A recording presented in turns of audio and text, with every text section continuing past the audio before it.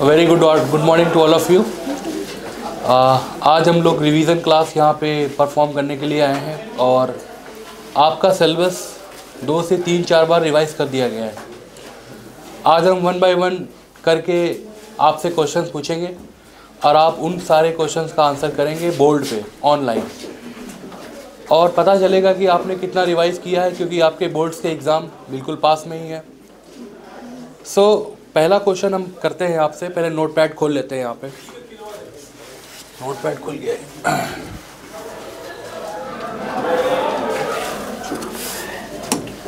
पहला क्वेश्चन ये है सबके लिए कि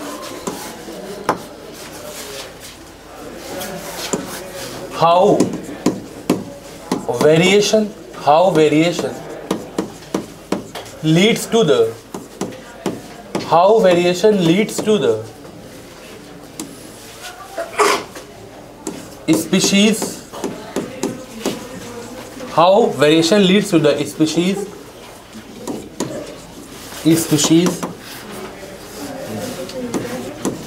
present in specific environment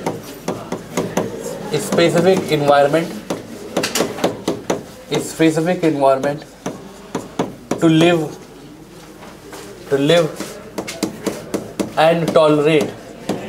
and tolerate how variation leads to species present in specific environment to live and tolerate। ये क्वेश्चन है। सबसे पहले तो आप सब लोग बताइए कितने लोगों को इसका आंसर पता है। कैमरा घुमाओ। सबको ही ज़्यादा से ज़्यादा लोगों को पता है, तो किसी को बुलाते हैं, उसको सॉल्व करवाते हैं। चलो कली आइए, इसको सॉल्व करके दिखाइए आके।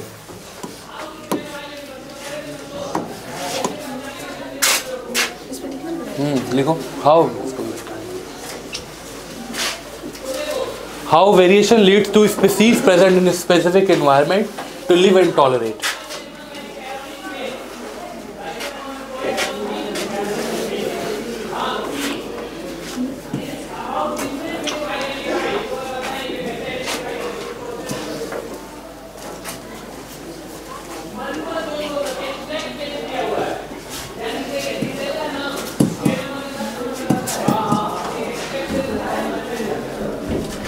हाथ को दूर रखो। हाँ चलो वेरिएशन बताओ पहले।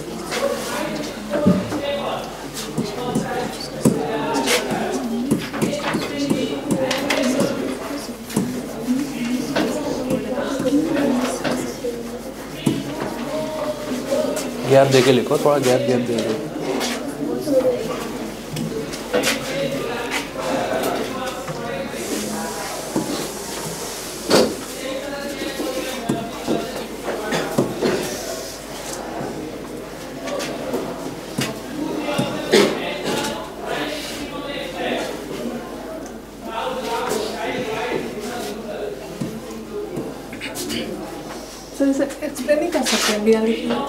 पहले एक्सप्लेन करिए फिर बोल लिखिए। वहाँ दिक्कत क्या है लिखने में?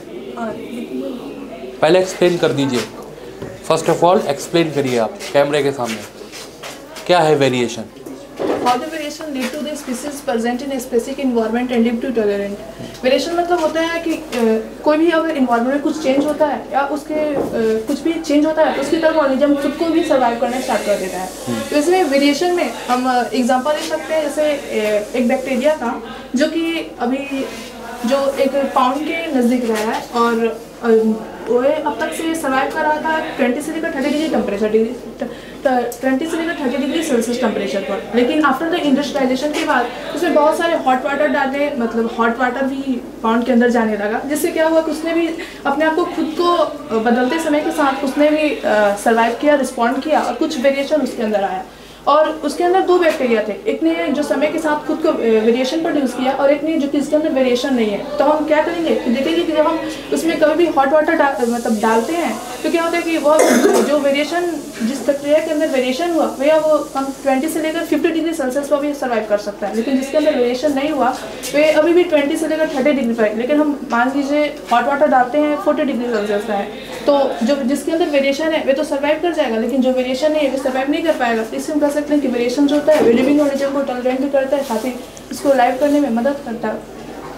तो फिर वेरिएशन को आप बोर्ड पे एग्जाम्पली इसको प्रूफ करके दिखाएं कि कैसे वेरिएशन जो होगा वो आगे अपनी स्पीशीज़ को कंटिन्यू करेगा। हाँ, फिगरली आप ड्रॉ करके बताएं कि कैसे वेरिएशन ड्रॉ आएगा। हाँ, और एक्सप्लेन करते हुए चलिए साथ में।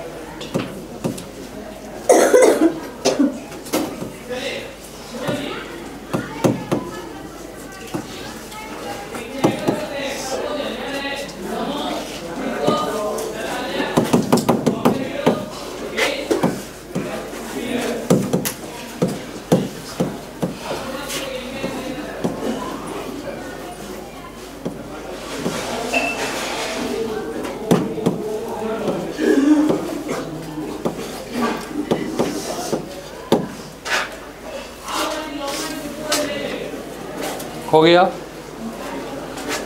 गया फाइनल वेरिएशन। कितने लोग इनके वेरिएशन से सेटिस्फाइड है? हाथ खड़ा करें। कितने लोग इनके वेरिएशन के आंसर से सेटिस्फाइड है? 1 2 3 4 5। कितने लोग सेटिस्फाइड है? और कितने लोग नहीं सेटिस्फाइड है वो हाथ खड़ा करें। एक्चुअली में जो लोग सेटिस्फाइड हैं वो कैसे सेटिस्फाइड है मुझे ये नहीं समझ में आया। इसमें यहाँ पे एक कौन सी स्पीशीज़ पहले से थी और कौन सी स्पीशीज़ नहीं बनी तो डिफाइन ही नहीं है। कहाँ डिफाइंड है बताओ? कौन सी स्पीशीज़ इसमें ऐसी थी जो 20 डिग्री टेम्परेचर पर रह रही थी और कौन सी स्पीशीज़ इसमें ऐसी है जो 30 डिग्री पर टेम्परेचर पे सर्वाइव कर गई है, 40 पे सर्वाइव कर गई। उन दोनों में डिफ्रेंशिएट है भला? डिफ्रेंशिएशन है? नहीं है। फिर आपको कैसे समझ में आया बताइए? आपने आपको क्या आप कैसे सेटिस्फाइड हो गए इसके आंसर से? अनुज आप सेटिस्फाइड हैं इस आंसर से? आप बताइए, आपने हाथ सबसे पहले खड़ा किया। अनमोल से पूछ रहे थे, अनमोल कैसे सेटिस्फाइड है आप? ठीक तो है। तो बताइए इसमें ये डिफरेंशिएशन हो रहा है कि नहीं हो रहा? यहाँ आप बताइए कौन सी 25 से 30 डिग्री टेम्परेचर वाला है और कौन सा 50 डिग्री टेम्परेचर वाला है? बताओ। फोटोज में है ना पहले से। तो डिफरेंशिएट करना एनसीईआरटी ने डिफरेंशिएट करके बताया कि नहीं कि दिखाया है कि 20-30 डिग्री टेम्परेचर सहन करने वाला अलग है और 30, 40, 50 डिग्री टेम्परेचर करने वाला अलग है।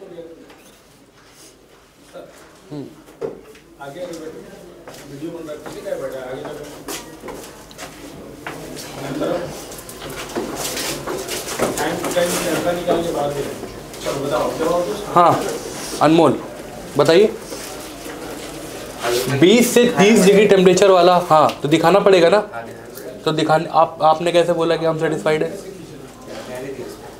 ध्यान नहीं दिया तो ऐसे नहीं बोलना है ना आपको। आप वेरिएशन को जब भी दिखाते हैं तो पहले जो स्पीशीज़ यहाँ पे थी उसको आपको किसी और तरीके से बनाना चाहिए था, और जो न्यू स्पीशीज़ अभी बनी है नई उसको किसी और तरीके से दिखाना चाहिए था। कोई और कलर कर देते तो भी मैं समझ जाता, अगर यहाँ येलो कलर आप डालते तो मैं समझ जाता। इन्होंने वेरिएशन के बारे में बताया, वेरिएशन के कॉजेज बताए, वेरिएशन क्यों हुआ। आप लोग कैसे सेटिस्फाइड हुए हो बताओ? क्रॉसिंग ओवर बताया, क्रॉस रीज़न इसका, वो कहाँ गया? रेप्लिकेशन एरर बताया इसका, वो कहाँ गया? कैसे सेटिस्फाइड हो? जाइए नेक्स्ट क्वेश्चन। हाँ जाइए next question.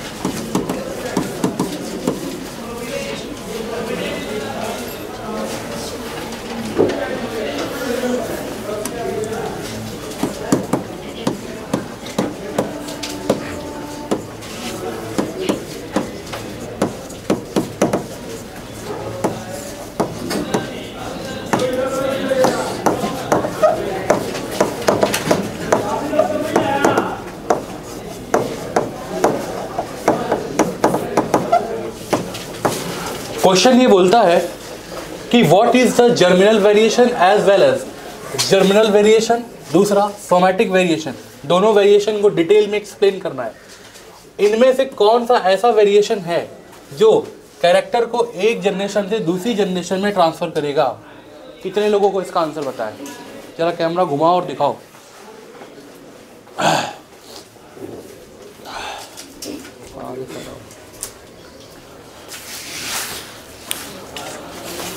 They all know the answer of this question and इनमें से किसी एक स्टूडेंट को पिक किया जाएगा और उनसे इसका आंसर पूछा जाएगा। चले हम मजहर को बुलाते हैं। Mazhar please come on the stage and tell the answer with explanation. सबके सामने एक्सप्लेनेशन दो। पहले आप एक्सप्लेनेशन देंगे और एक्सप्लेनेशन देने के बाद आप यहाँ पे क्या करेंगे, इसको प्रूफ करेंगे पूरी अच्छी तरीके से। चले तो हम बताएं आप सबको और कैमरे में भी बताएं कि आप जर्मिनल वेरिएशन और सोमैटिक वेरिएशन से क्या समझते हैं।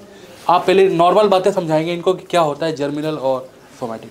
चलो पहले तो जो वेरिएशन होता है, variation is concern with the difference between the parents of a species and the offspring of the same species. मतलब जो डिफरेंस एक पेरेंट्स में और उसके ऑफस्प्रिंग में जो डिफरेंस आता है उसी को वेरिएशन बोलते हैं।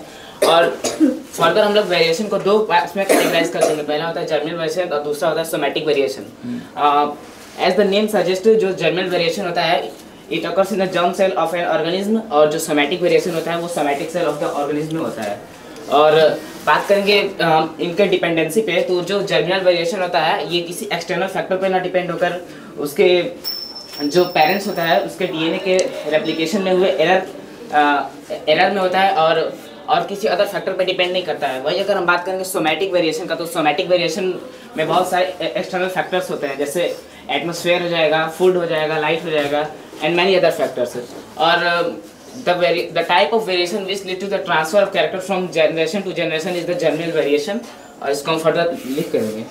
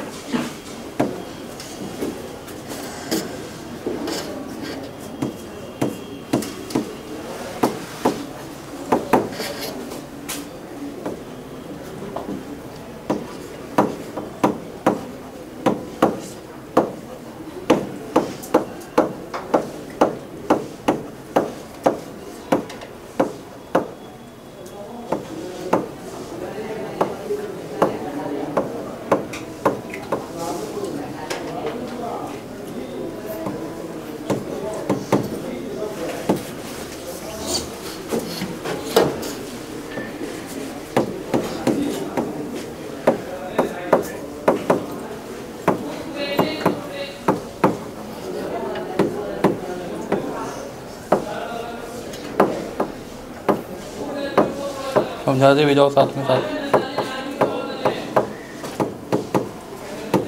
तो पहले हमने यहाँ पे जर्मिनल वेरिएशन को डिस्कस किया है। तो जर्मिनल वेरिएशन जो होता है, germinal variation is the type of variation which occurs in the germ cell of an organism and is responsible for variation in the progenies of the same species. और यहाँ पे जो सेकंड क्वेश्चन है, what which will lead to the transfer of character from generation to generation, तो उसका इसी में answer हो गया, it is responsible for the transfer character from parent to offspring. यहाँ पे जो इट इज, इसका मतलब है कि जो जर्मिनल वेरिएशन होता है वह रिस्पांसिबल होता है ट्रांसफर ऑफ कैरेक्टर्स के लिए। और अगर हम लोग बात करते हैं इसका डिपेंडेंसी पे,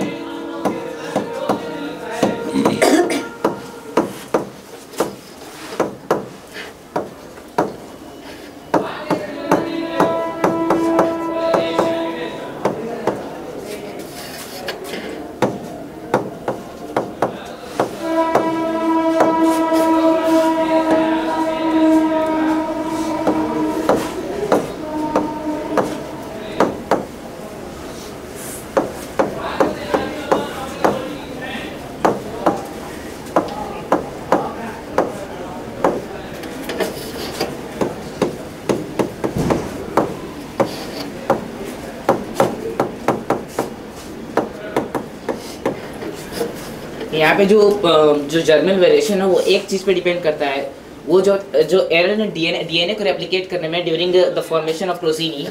तो वहाँ पे जो एरर होता है उसकी वजह से हम लोग के प्रोटीन में ऑफस्प्रिंग में वहाँ पे वेरिएशन आ जाता है।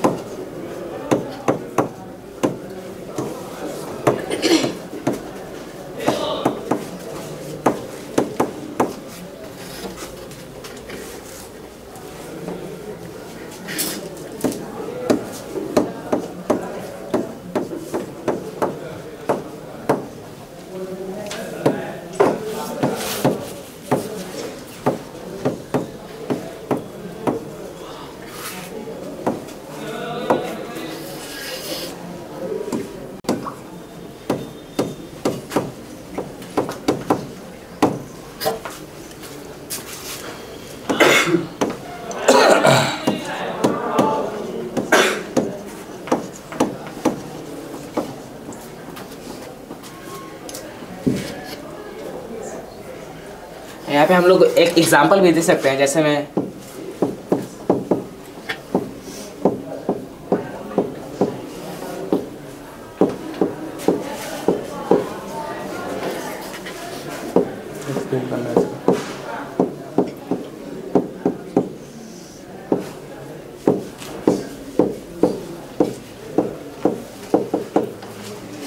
यहाँ पे अगर हम लोग बात करेंगे कि जर्मिनल वेरिएशन में जो होता है उसके एक एग्जांपल हम लोग ले सकते हैं। जैसे में हो जाएगा यहाँ पे कलर ऑफ आई, जो अगर मान लेते हैं कि एक पेरेंट्स है मतलब उसके, और उसमें ना उसके जो पिता है उसका जो आँख है वो ब्लैक है और उसकी जो माँ है उसका आँख ब्राउन है, तो डेफिनेटली जो होगा यहाँ पे ब्लैक जो होगा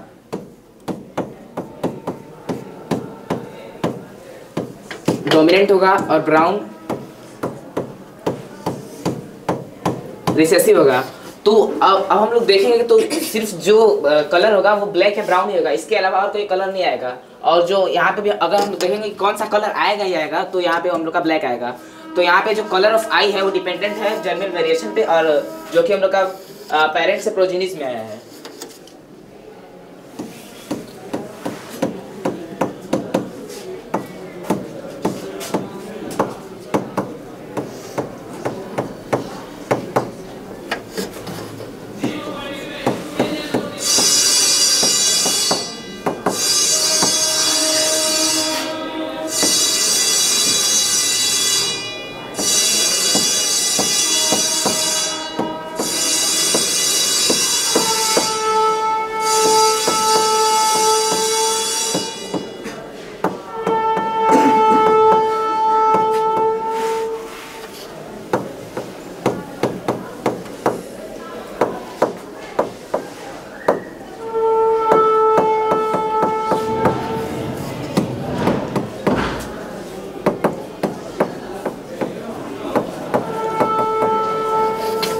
जो हम लोग का सेकंड पॉइंट है, it is gain from the external environment, like light हो जाएगा, यहाँ पे फूड भी हो जाएगा और एक्सेट्रा। तो जैसे में हम लोग का लाइट है तो हम लोग देखेंगे कि जो इक्वेटर पे लाइट होता है वो डायरेक्ट पड़ता है, तो वहाँ के लोग मोस्टली ब्लैक होते हैं। तो वहाँ पे वो एक हार्मोन होता है, एक सेल होता है जिसका नाम होता है melanocyte, responsible for the release of hormone melanin. जो हम लोग के इक्वेटर पे रहने वाले लोग होते हैं, अगर इनके ऊपर जो लाइट पड़ती है वो मेलानिन जो हार्मोन होता है वो एक्सेस में निकल जाता है, जिसकी वजह से उनका जो स्किन कलर वो डार्क हो जाता है। और यहीं पे हम लोग का ट्रॉपिकल या फिर सब ट्रॉपिकल रीजन में जो लोग होते हैं उनके अंदर चूँकि वहाँ पे लाइट रेज जो होती हैं वो डायरेक्टली नहीं फॉल होती है, तो जिसकी वजह से मेलानोसाइट का जो सिक्रेशन है वो कम होता है और जो कलर से होता है वो लाइट रहता है।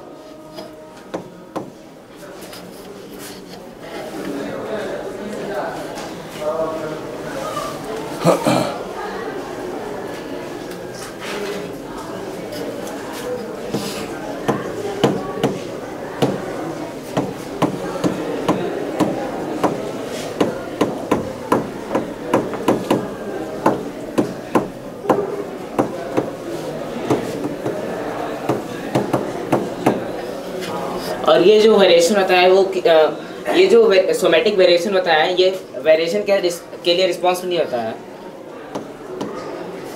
और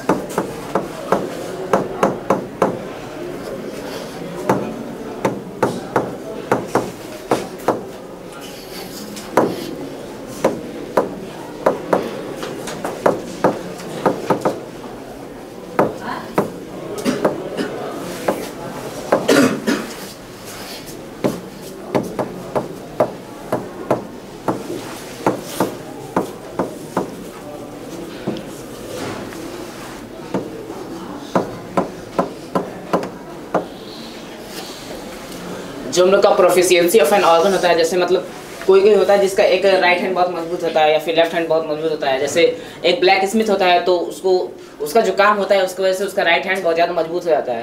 तो जरूरी नहीं है कि जो अगर right hand of black Smith बहुत ज़्यादा स्ट्रॉन्ग है तो जरूरी नहीं कि उसका जो बेटा होगा या फिर उसका जो बेटी होगी उसका हाथ भी उसी की तरह स्ट्रॉन्ग है, क्योंकि वो जो वेरिएशन है यहाँ पे वो सोमैटिक सेल में है ना कि जर्मिनल सेल में, तो यहाँ पे वेरिएशन नहीं होगा। तो बेसिकली हमने इनसे जो क्वेश्चन किया था वो जर्मिनल वेरिएशन और सोमैटिक वेरिएशन पे था। जर्मिनल वेरिएशन जो इन्होंने बताया वो ये है कि ऐसे वेरिएशन जो हमारे जनरेशन टू जनरेशन में पास हो सके, वो वेरिएशन जो ट्रिगर कर सके एक जनरेशन से दूसरे जनरेशन में, वो वेरिएशन जो हम लोग की स्पीशीज़ को कंटिन्यू बना सके पूरे जनरेशन में।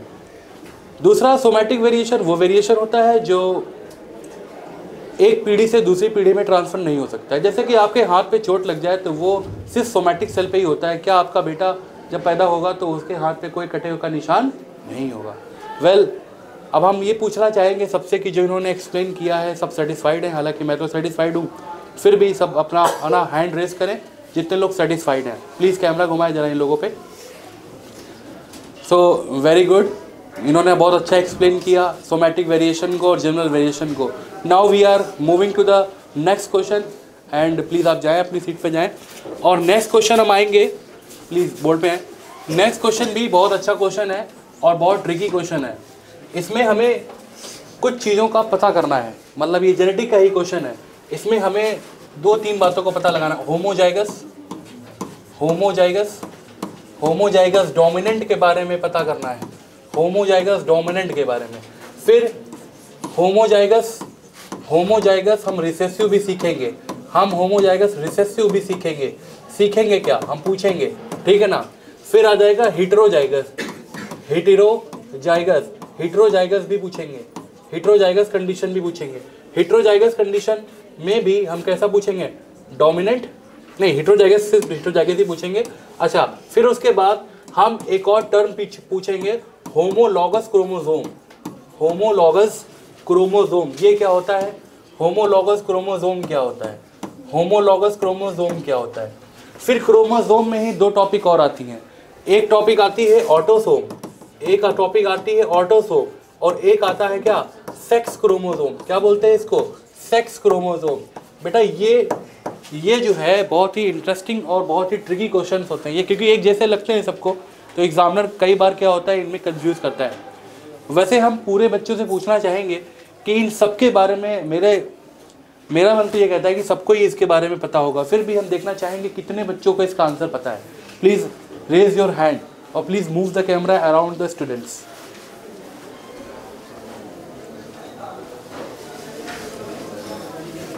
चलो बुला लेते हैं, आइए इंजमाम, और बताइए आकर के सबको कि होमोजाइगस डोमिनेंट क्या है, होमोजाइगस रिसेसिव क्या है, हेटेरोजाइगस क्या है बेटा, और होमोलॉगस क्रोमोसोम, ऑटोसोम और सेक्स क्रोमोसोम के बारे में आप डिफाइन करेंगे। पहली बात तो आप सबको बताइए वन बाय वन करके कि होमोजाइगस डोमिनेंट क्या होता है, उसके बाद आप लिखेंगे और लिखते हुए भी समझाएंगे। होमोजाइगस डोमिनेंट मतलब कि जैसे एग्जांपल से इसको समझते हैं, जैसे एक प्लांट है और वो पूरी तरह से लॉन्ग है, तो जो उसका जो कंडीशन हो यानी कैपिटल टी, तो कैपिटल टी यहाँ पर होमोजाइगस, यानी होमो मतलब सेम है दोनों, कैपिटल टी और कैपिटल टी। और बात करते हैं होमोजाइगस रिसेसिव, जिसे प्लांट ही है लेकिन वो डॉर्फ है यानी छोटा है, तो उसका जो कंडीशन होगा स्मॉल टी कहने का मतलब कि वो होमोजाइगस रिसेसिव होगा। और हेटेरोजाइगस होमोजाइगस और होमोजाइगस क्रोमोसोम्स मतलब होता है जैसे कि मेल और फीमेल में जो मेल का क्रोमोसोम्स होता है सिक्स क्रोमोसोम्स, वो होता है XY और फीमेल का होता है XX। तो यहाँ पर मेल का जो हो जाएगा हेटेरोजाइगस क्रोमोसोम्स हो जाएगा और होमोजाइगस क्रोमोसोम्स हो जाएगा फीमेल का।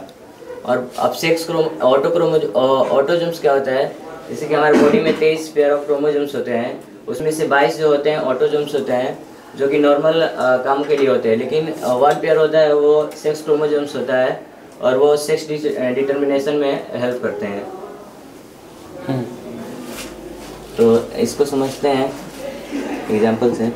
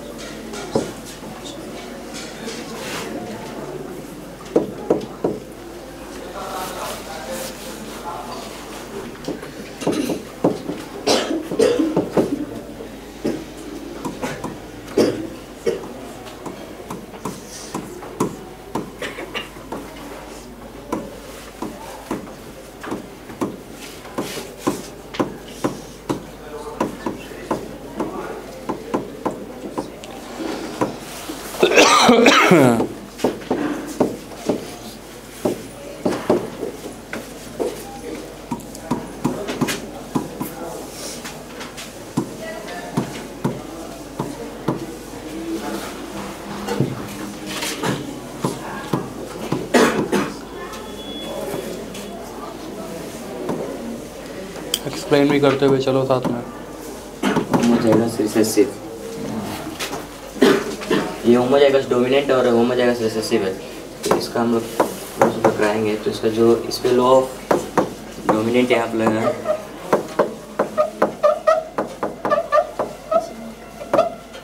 यहाँ पर जो कंडीशन है कैपिटल टी और स्मॉल टी, यहाँ पर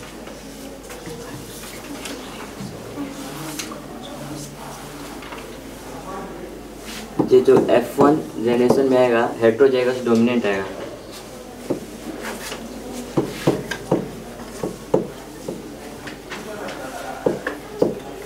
हेटेरोजाइगस डोमिनेंट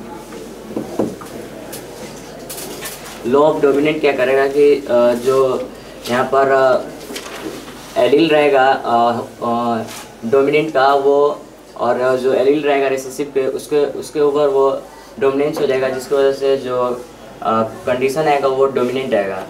अब हम लॉ ऑफ सेग्रीगेशन लगाते हैं।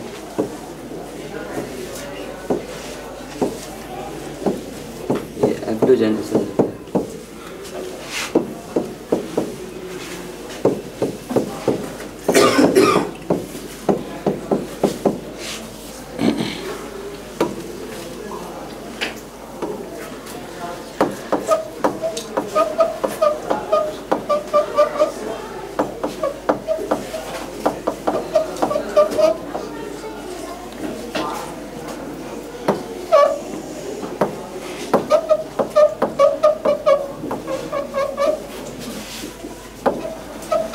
जाएगा रिसेसिव, और यहाँ पे ये दोनों हो जाएगा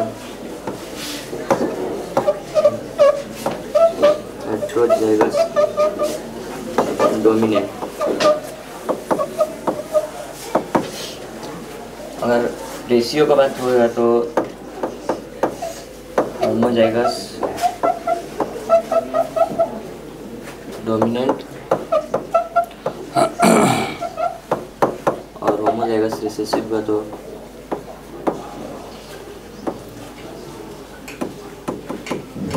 वो 1:1 हो जाएगा।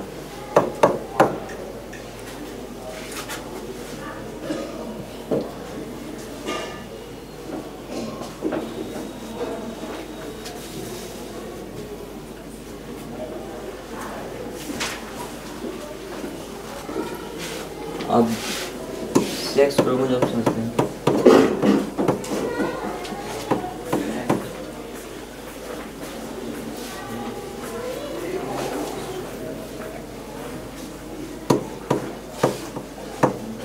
क्रोमोसोम्स ये 23 पेयर में होते हैं। इसमें से जो 22 पेयर होते हैं उनको बोला जाता है ऑटोजोम्स, कि नॉर्मल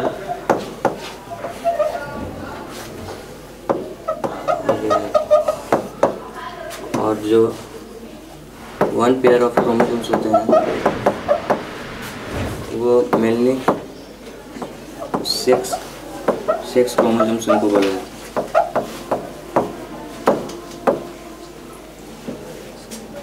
इन्हीं की मदद से हम लोग मेल और फीमेल का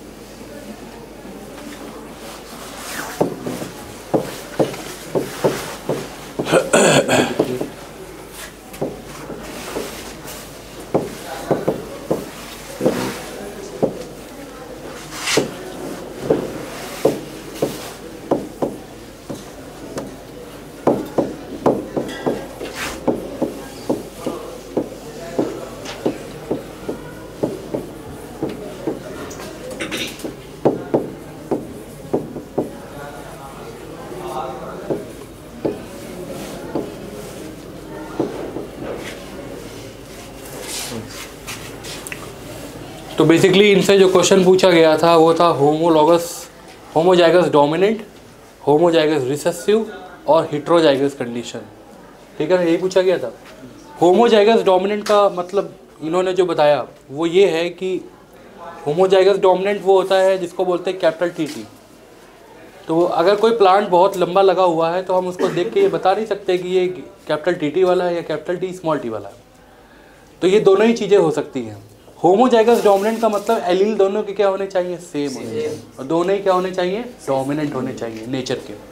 होमोजाइगस रिसेसिव जो इन्होंने बताया, प्रीव्यू करो, जो इन्होंने होमोजाइगस जो इन्होंने रिसेस कहाँ गया, होमोजाइगस रिसेसिव जो बताया, ऊपर करो,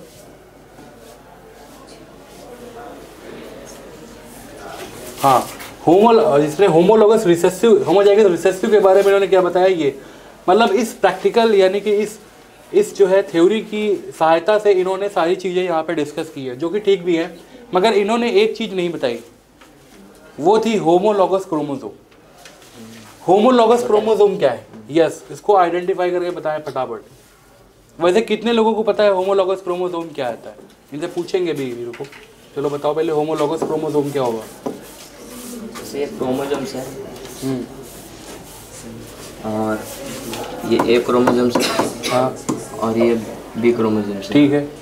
ए का एलील यहाँ पर है और ये बी क्रोमोसोम्स है। हाँ, होमोलॉगस क्रोमोसोम्स मतलब होता है कि एलील दोनों के क्रोमोसोम्स में एक ही प्लेस पर प्रेजेंट रहेंगे। हाँ, दो अलग अलग क्रोमोसोम हैं और दोनों के ही एलील एक ही जगह पे होंगे। अगर यहाँ पे लिखो, यहाँ पे ए, यहाँ पे अगर यहाँ पे हाँ स्मॉल टी है तो यहाँ पे भी स्मॉल टी होगा। हाँ, ये चीज़ हो गई, ठीक है ना। तो इसी को बोलते हैं क्या, homologous chromosome. Homologous chromosome is a same place of allele in different chromosome. जो डिफरेंट क्रोमोसोम होंगे उनके क्या होंगे, सेम प्लेस पे एलील प्रेजेंट होंगे, सेम एलील ही होंगे, चाहे वो रिसेसिव हो चाहे वो डोमिनेंट हो। तो सही बताया इन्होंने, सब अच्छी चीज़ें बताई और कहीं से भी कोई कमी नहीं लगी मुझे, वेरी गुड। चाहिए आप वहाँ। नेक्स्ट क्वेश्चन जो आपसे पूछेंगे वो थोड़ा सा ट्रिकी क्वेश्चन और होगा यहाँ पे।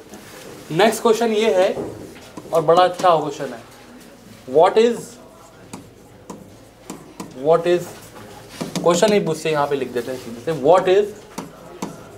What is bio magnification. What is bio magnification.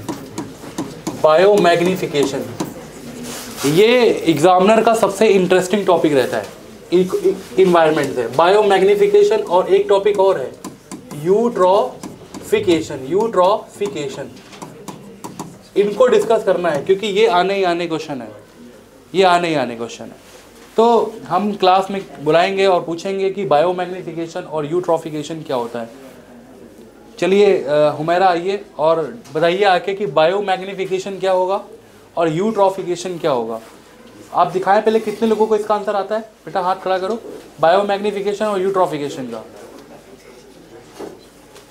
इनके भी दिखा दो, इधर से लाके घुमा के। ये लोग हाथ नहीं उठा रहे, ये लोग पढ़ाई नहीं करके आए।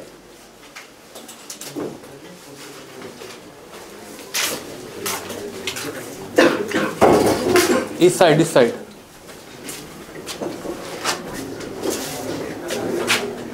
ये आगे की जो दो लड़कियां हैं इनको नहीं पता बायो मैग्निफिकेशन और यूट्रॉफिकेशन, क्योंकि इनकी तैयारी नहीं है। सीधी सी बात ये है ना। चलिए अब हम देखेंगे कि हुमैरा कैसे इसको डिफाइन करेंगी, बायो मैग्निफिकेशन को और यूट्रॉफिकेशन को। ठीक है, चलिए हुमैरा जी बताइए कि कैमरा सेट करिए आप।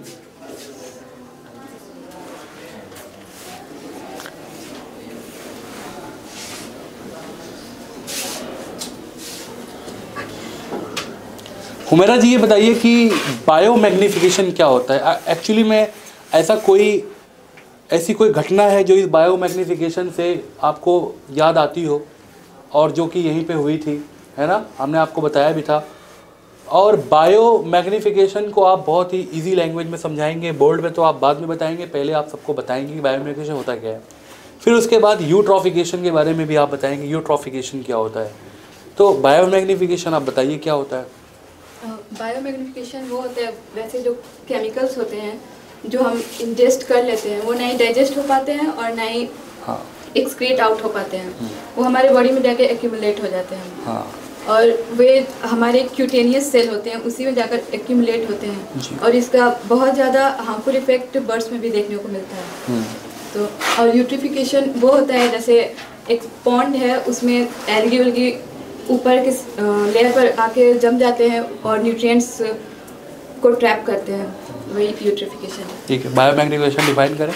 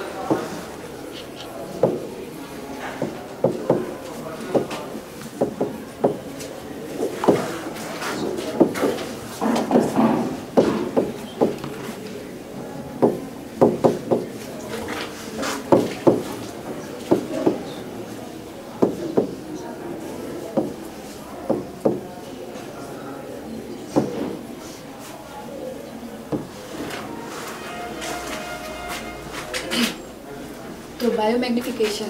Biomagnification is the things, the chemical which neither metabolize nor excrete out. It get accumulated in body. और इसका एग्जांपल है मर्करी और DDT. और ये हमारे बॉडी के क्यूटेनियस सेल में जाकर एक्यूमुलेट हो जाते हैं और इसका कंसंट्रेशन जो बहुत ही हार्मफुल डिजीज़ को लीड करता है और इसका नेगेटिव इफेक्ट बर्ड्स में भी देखने को मिलता है, जैसे थिनिंग ऑफ इट्स सेल्स।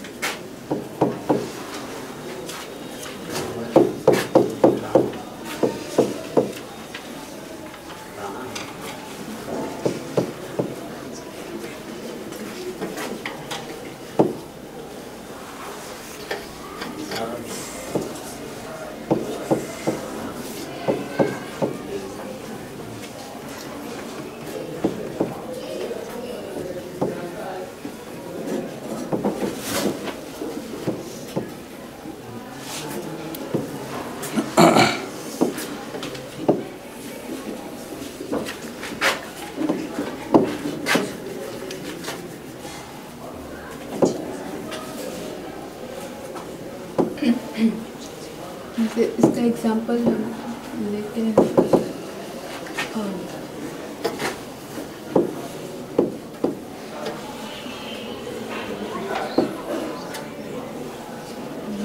जैसे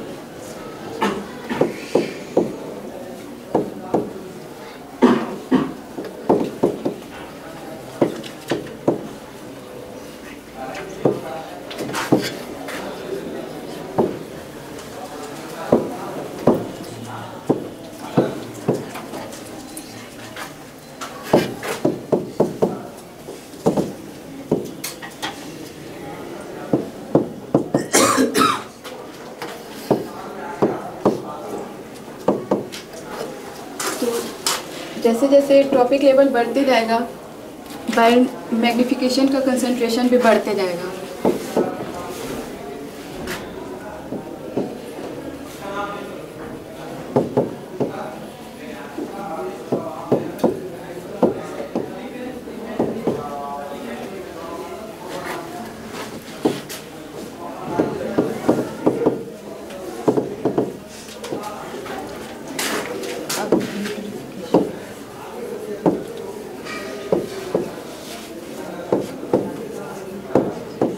समझाओ इसको।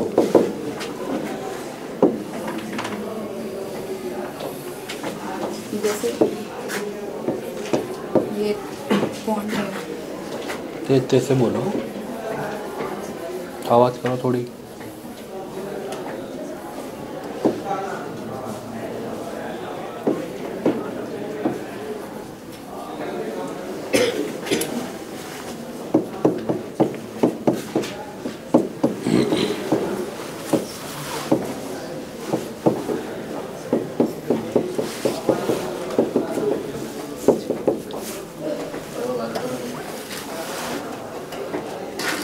बात कर रहे हैं क्या?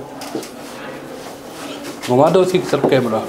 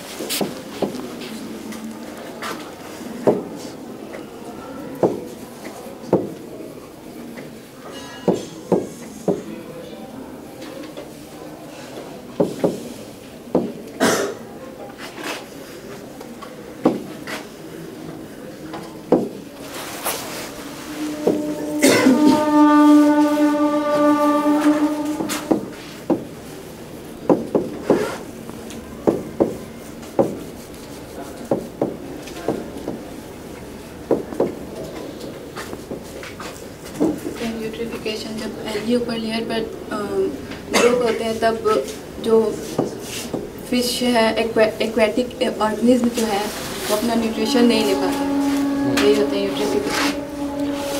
यूट्रोफिकेशन थोड़ा सा गड़बड़ है, बाकी तो इन्होंने जो बताया है वो सही बताया। इधर आ जाओ।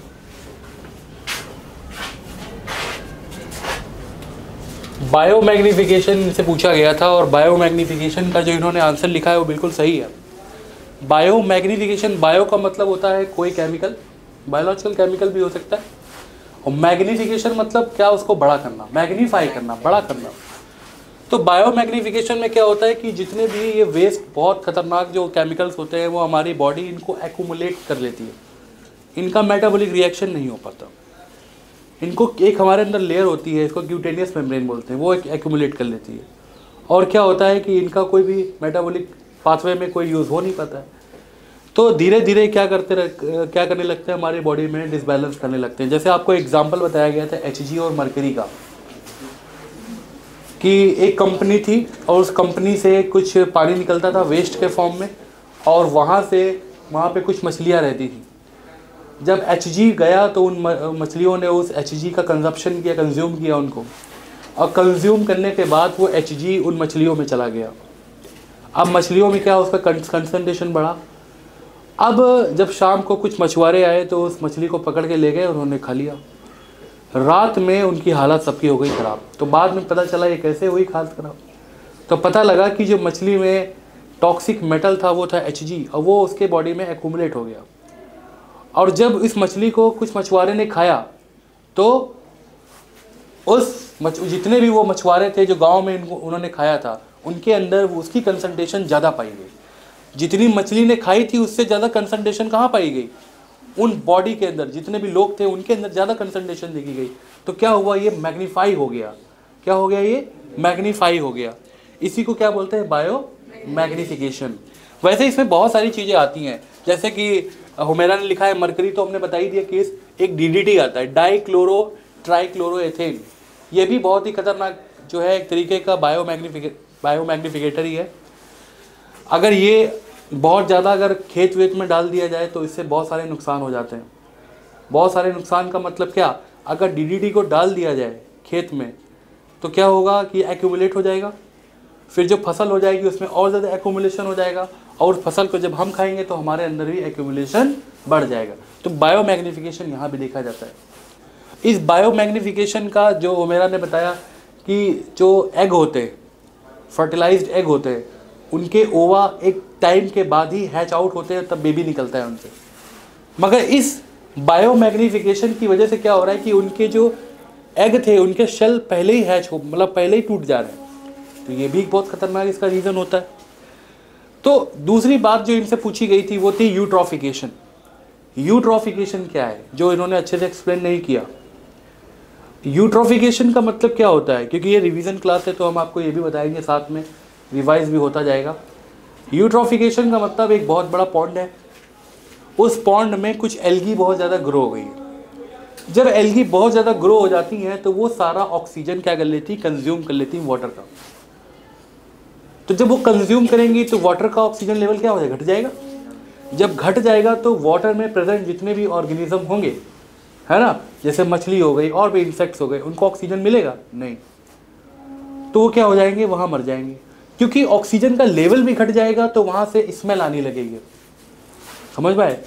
अब ये एल्गी क्या हो जाएंगी, धीरे धीरे डिकम्पोज होती जाएंगी और नीचे सरफेस पे बैठती जाएंगी। एक टाइम ऐसा आएगा कि क्या होगा कि जो लेवल होगा वो पानी का कहाँ चला जाएगा, नीचे चला जाएगा। मतलब एक ज़माने में जहाँ पर पॉन्ड हुआ करता था अब वहाँ पे कुछ नहीं है। तो ये किसका केस है, यूट्रॉफिकेशन का। तो ये यूट्रॉफिकेशन का केस है जो इन्होंने क्लियर नहीं किया। और आप पढ़ेंगे, ऐसा नहीं है कि ये रिवीजन क्लास इसीलिए रखा गया है कि सो डैट कि आपके पेरेंट्स देखें कि हमारा बच्चा कैसे चीज़ों को एक्सप्लेन कर रहा है, बोर्ड पे क्या कर रहा है, पढ़ाई कर रहा है या नहीं कर रहा है। वो सारी चीज़ें यहाँ पे दिखती हैं और कैमरे पे भी दिखेंगी उन्हीं को। दूसरी बात ये है कि कई बच्चे ऐसे हैं, मैं देख रहा हूँ कि उनको आता बहुत कुछ है मगर बोर्ड पे वो एक्सप्लेन नहीं कर पा रहे। तो एक्सप्लेनेशन पावर अपनी अच्छी करो, ज़्यादा से ज़्यादा करो, क्योंकि आपको बोर्ड में लिखना ही है, वहाँ पे बोलना तो है नहीं। तो आप लिखो, ज़्यादा से ज़्यादा चीज़ें लिखो। हम अभी भी देख रहे हैं कि कुछ चीज़ें मिस है, जैसे कली बहुत अच्छी पढ़ने में है बायोलॉजी, मगर वहाँ पे एक्सप्लेन नहीं कर पाई। ये कॉपी सबसे अच्छी लिखी जाती है मगर वहाँ एक्सप्लेन नहीं कर पाई। तो ये सारी चीज़ें आपको देखनी पड़ेंगी, इस पर आपको काम करना पड़ेगा, क्योंकि एग्ज़ाम आपका सर पे है और आप इस पर जो है ध्यान दीजिए। नेक्स्ट क्वेश्चन जो है वो जाइए, नेक्स्ट क्वेश्चन आपसे पूछते हैं, बहुत बढ़िया क्वेश्चन है और ये मेरा फेवरेट क्वेश्चन भी है। क्वेश्चन ये है कि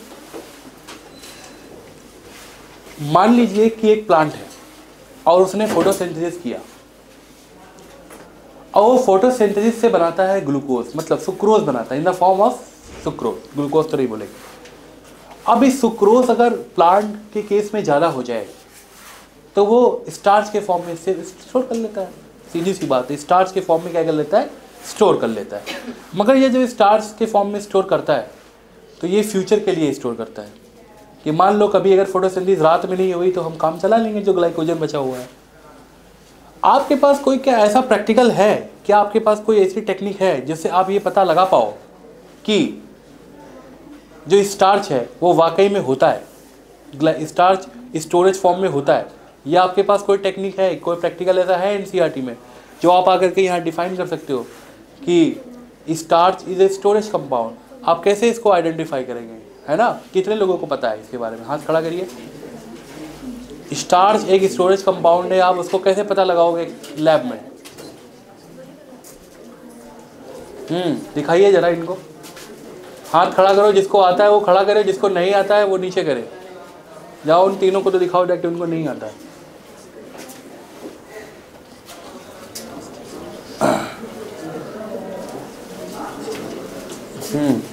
ठीक है, प्रशांत को भी नहीं। चलो प्रशांत डिस्क्राइब करो। स्टार्च इज प्रेजेंट और not, how can you proof?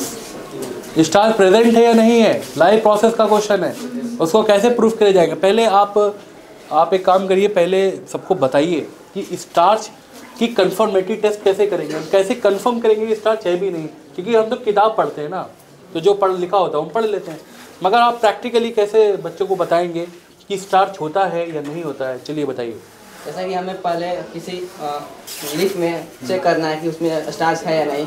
तो उसके लिए हम लोगों को बहुत सारे मतलब एनसीईआरटी में टेस्ट दिए हैं, उसमें से एक हम लोग पढ़ेंगे आयोडीन टेस्ट। जिसके कारण अगर लीफ में ग्लूकोज होगा तो वो स्टार्च से रिएक्ट करके ब्लू ब्लैक कलर देता है। तो हम लोग पहले इसको देखते हैं। चलिए, जैसे कि हम लोग पहले एक पोटेड प्लांट लेते हैं, पहले लीफ बनाते हैं एक।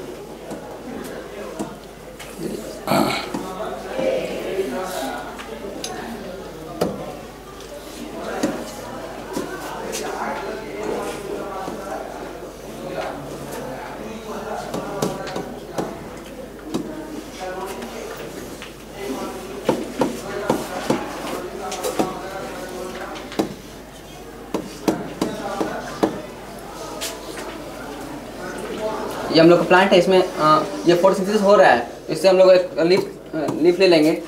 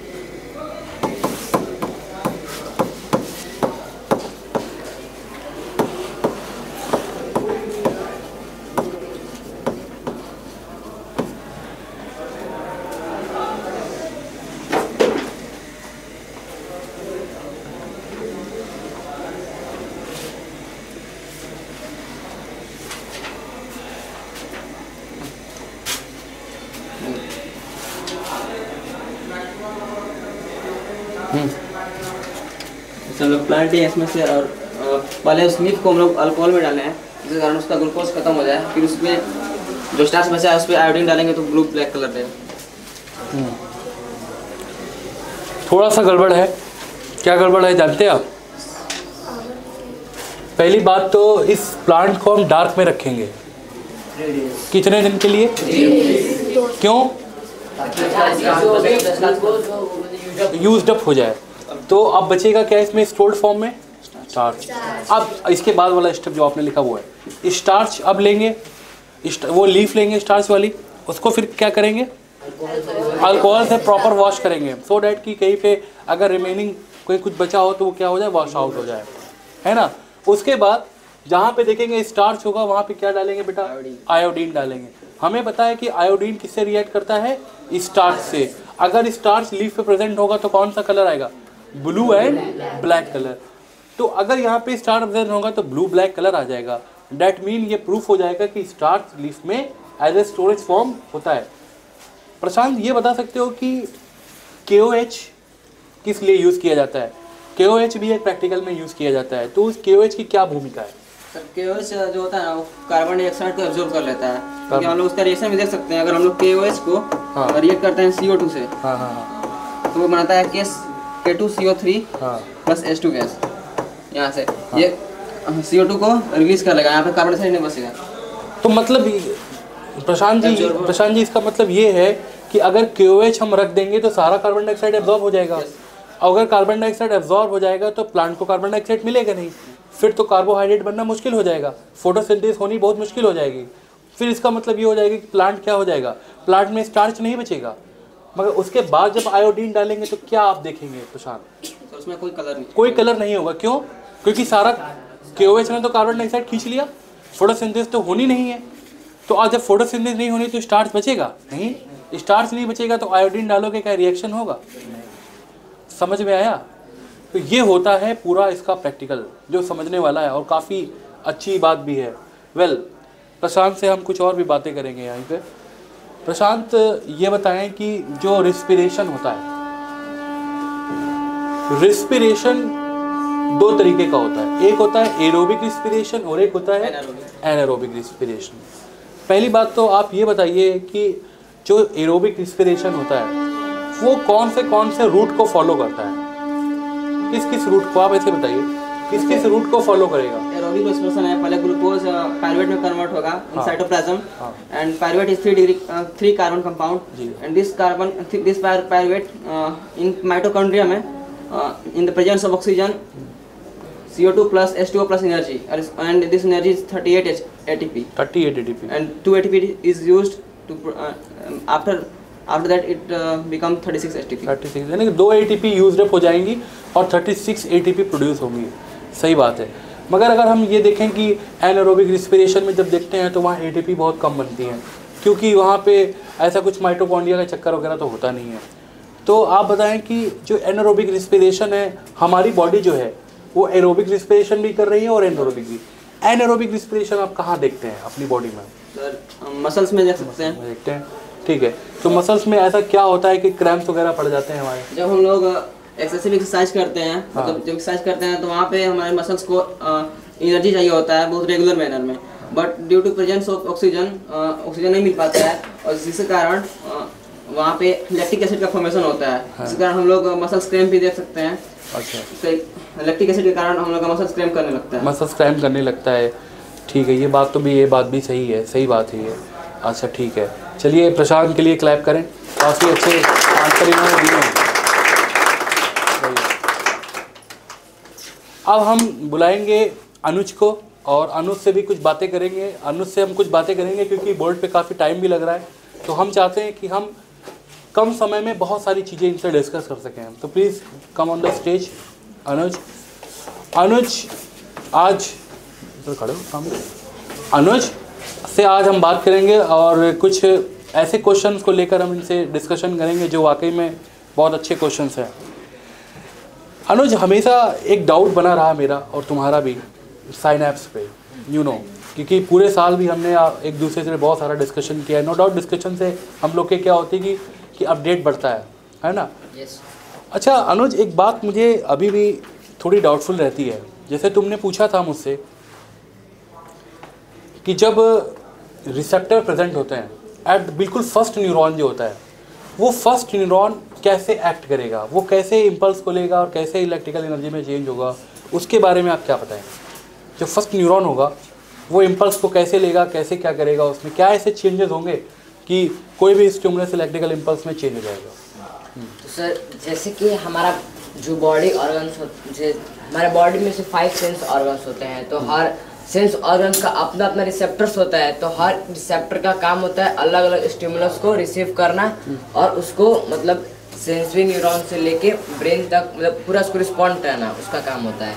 तो जैसे कि मान लीजिए हमारे बॉडी में तो न्यूरॉन्स होते हैं, तो न्यूरॉन्स जो होते हैं हम लोग बेसिकली पढ़ते हैं क्लास 10th लेवल तक में कि आगे मतलब एक न्यूरॉन केमिकल से कोई केमिकल इम्पल्स आता है तो कैसे इलेक्ट्रिकल इम्पल्स में चेंज रहता है। लेकिन हम एक बात छोड़ते हैं दिमाग में आता है कॉन्सेप्ट की बात कि आखिर जो पहला न्यूरॉन होगा जो मतलब हमारे बॉडी के रिसेप्टर से जो पहला न्यूरॉन होगा वो आखिर किस तरह एक्ट करेगा ताकि वो केमिकल इम्पल्स को इलेक्ट्रिकल इम्पल्स में चेंज कर सके। तो इसका बेसिकली ऐसा होता है जैसे कि हमारे बॉडी के अंदर Na+ और K+ आयंस मौजूद होते हैं। जैसे कि हम लोग जो न्यूरॉन का अंदर में जो पार्ट है उस मैट्रिक्स होता है उसका हम बोलते हैं इंट्रासेलुलर मैट्रिक्स और बाहर वाले को बोलते हैं एक्स्ट्रासेलुलर मैट्रिक्स, जिसमें कि सोडियम आयन और पोटेशियम आयन रहते हैं।